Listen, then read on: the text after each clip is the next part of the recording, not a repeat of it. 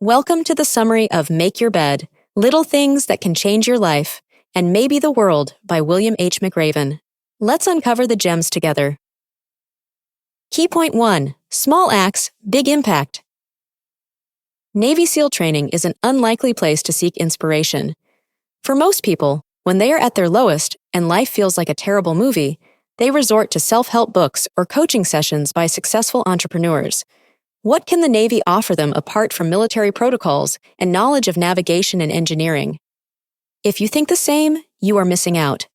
The dangerous circumstances the Navy creates often make officers reflect deeply on their lives and draw many valuable lessons.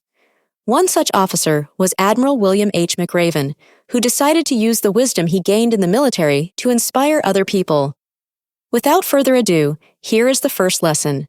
Start your day by making your bed. In the Navy, it is all about discipline. If your bed is messy, you get a penalty from your instructor. A neat bed gives you the nod of approval. In real life, making your bed gives you a sense of accomplishment. Throughout the day, you can make mistakes or revert your progress. But when you come home, you see your completed task. Build your resilience through consistent, disciplined actions, no matter how small. If you need more motivational boost to change your life, this summary is for you. Get a sneak peek into Navy life and feel inspired. Key point 2. From setbacks to comebacks. For William McRaven, there was no worse and more humiliating thing in Navy SEAL training than becoming a sugar cookie. Do not let the name confuse you. It was nothing sweet. On the instructor's demand, soldiers had to run into the ocean and then, completely wet, roll into the dunes, turning themselves into a cookie. The most confusing thing was that there was no reason for this punishment. Even those soldiers who excelled at training could be seen rolling in the sand, screaming "hoo-yah" and faking their enthusiasm. McRaven also couldn't escape this destiny. When he dived from the sand, he ran to his instructor, Lieutenant Philip L. Martin, to show his progress. Martin was one of the most exceptional people in the Navy, earning immense respect for being an outstanding athlete and swimmer. When the lieutenant finally saw McRaven in his cookie form, he told him one thing: life is not fair, and the sooner you find out, the better. Later, life turned unfair for Martin after a severe bicycle accident left him in a wheelchair. But even after 35 years of being paralyzed, Martin followed his philosophy. Instead of complaining about his destiny, he made peace with it and decided to live his life to the fullest. He is the founder and supervisor of the annual Super Frog Triathlon in Colorado and is interested in painting. Success is not only about career achievements or physical prowess, but about navigating life's trials. Blaming circumstances, like environment or upbringing, is always the easier option. But easier does not mean better. You become a greater person when you take responsibility for your life and face adversity. One way is to create a plan B. Consider possible negative scenarios, job change or health issue, and devise a backup plan you would follow. Work on your financial safety net to catch you in the darkest times. Did you know? Nelson Mandela, Stephen Hawking, and Malala Yousafzai stand out in history because they found a way around life's unfairness. Key point 3. Failure as a forge. In SEAL training, a swim buddy is one of the closest people a soldier can have. Swim buddies are interdependent because they are tied to each other while diving. They are partners and allies because they spend most of their time together training and studying. And when one falls behind, the other gets punished. Swim buddies, William McRaven and Ensign Mark Thomas, failed their swimming training and anxiously anticipated their punishment, the circus. It was another intense training that happened at the end of the day, but there was a twist. The circus exercises were so exhausting that trainees couldn't meet the requirements of the following day. So, they were bound to get into the vicious cycle of punishment again. As William and Mark entered the circus, which featured hundreds of push-ups, sit-downs, and flutter kicks, they were sure they would fail. But, to their surprise, the circus brought them something completely different. Multiple exercises made them stronger, so they were far ahead of the others at the next swim. The circus was not the only punishment for failure that McRaven experienced. In 1983, he was fired from the Navy. He wanted to introduce new changes to his squadron, but old rules won. McRaven lost his reputation among his peers and thought his Navy career was over. Presented with the choice to return to civilian life or show others he was worthy of being a SEAL, McRaven decided to stay and learn from his mistakes. He was then deployed overseas, where he could prove his courage and ability to lead his comrades. Your failures should not be your verdict, but lessons to learn. If you find it hard to accept failures as natural pinpoints on your life path, try this. Reframe how you see failure. Instead of saying, "I have failed," say, "It was a good lesson for me. What can I learn from it?" Use a checklist. After every failure, reflect on what happened and create a checklist of what went wrong. Then, use this checklist for your future projects. Ask for feedback. Ask your colleagues or friends how they see your work and how you can improve. Key point 4. Higher stakes, higher rewards. To take risk means to be a true Navy SEAL, and that risk is substantial.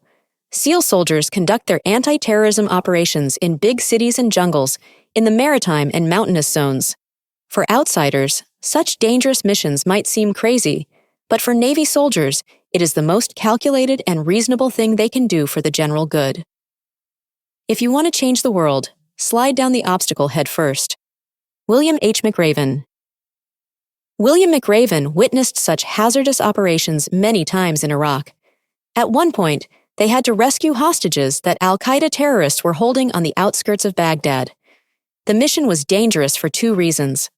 1, terrorists were planning on moving, which meant Navy SEALs had to act quickly in broad daylight. Hence, there would be no element of surprise at night. The second reason was that the terrorists were hiding in the compound building with a high wall around it, which made helicopter landing very tricky.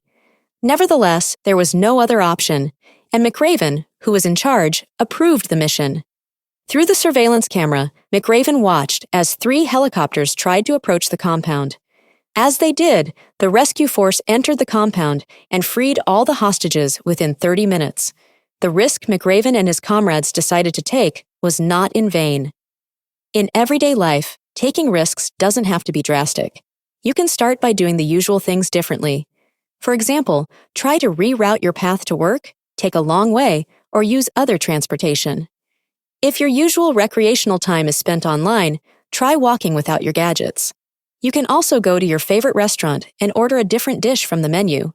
As you get used to taking small risks, you won't have any issues making significant changes. Whether you succeed or stumble, each risk sharpens your judgment and fuels your personal growth. Key point 5. Together we rise. Teamwork makes the dream work. This statement is very true in Navy SEAL training, where collaboration is not just an opportunity, but an absolute necessity. Throughout the first phases of SEAL training, soldiers must carry a raft boat on their heads. They use this raft to paddle their way along the coastline. If team members are missing due to sickness or other reasons, physical work increases.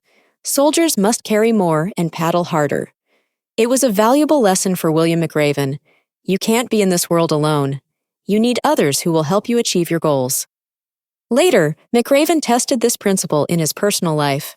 He suffered a terrible injury during the parachute jump when the nylon straps of the parachute twirled around his legs and ripped his pelvis. All this happened at an altitude of 1,500 feet. As a result of this accident, McRaven severely damaged muscles in his legs and back, which could potentially mean the end of his Navy career. Rehabilitation took a long time, and McRaven couldn't have done it without the support of his family and friends. His wife tended to his wounds and reminded him daily not to give up. His friends visited and called him frequently, offering assistance and support. His superior, Admiral Eric Olson, helped him pass the medical evaluation and continued to serve as a Navy SEAL. All this support kept McRaven afloat and contributed positively to his well-being. Finding your people is not that hard. You may already have some family members and friends who admire you and are ready to offer a helping hand. To expand this circle, try out these steps. Do not be afraid of small talk. Start conversing with your neighbors, colleagues, or people you meet at the cafe. Find people with similar values and preferences. You can apply for workshops and join a club where you can meet people who resonate with you. Being willing to share your struggles and accept help makes you genuinely approachable to others. Key point 6. How to tame a tyrant. On one occasion in his military career, William McRaven had to go face-to-face with the notorious Saddam Hussein. Once the president of Iraq, he orchestrated the murders of thousands of Shia Iraqis and Kurds. Though the power he held was completely destructive, no one in Iraq had enough courage to confront him. That was until U.S. forces captured him. William McRaven was one of the people who checked on Saddam Hussein while he was imprisoned. He immediately noticed the former dictator's aura. As the new leaders of Iraq went into the cell to talk with Hussein, they immediately stood a safe distance from him. They yelled at him, but as he motioned them to sit, they did. He started speaking to them, and they went completely silent. Even without trying, genuine confidence effortlessly grabs attention and earns respect. Iraq's leaders wanted to prove to Saddam Hussein that he was no longer in charge, but he quickly established dominance. It was a simple act of bullying. McRaven decided to act differently around Saddam Hussein. He was the one who motioned him to sit. It was a clear message to Hussein that he was no longer important in that room and could not cause any fear. You might encounter bullies at your school, university, or workplace. You'll notice that they look for people who appear weak and cannot stand up for themselves. Show any weakness from your side, and they will come for you. You can stop bullying, and you can do so with these techniques. Save your resources and walk away. Bullies love when you pay attention to them. Try to distance yourself from the conflict and not waste your energy defending yourself. Get proof. If you cannot avoid being bullied, try to get as much information as possible about what happened, time, place, and witnesses. It will help you immensely when you report it. Report it to the authorities. Tell others or people dear to you about your struggles. Inform those in charge, like teachers or supervisors. If you want to change the world, don't back down from the sharks. William H. McRaven. Conclusion. On the first day of Navy SEAL training, trainees get a choice. They can either ring the bell to quit or stay, which often means a lot of physical work and perseverance. Some choose the first option, while others challenge themselves, and very few regret their decision. In life, it is the same.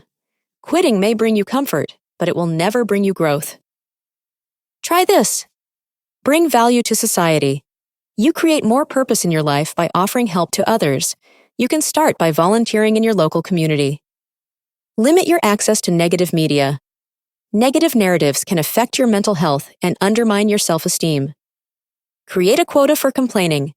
Allocate only 5 minutes for complaints. Then get to work on solutions to your issues. That's all for now. More intriguing summaries are just a click away.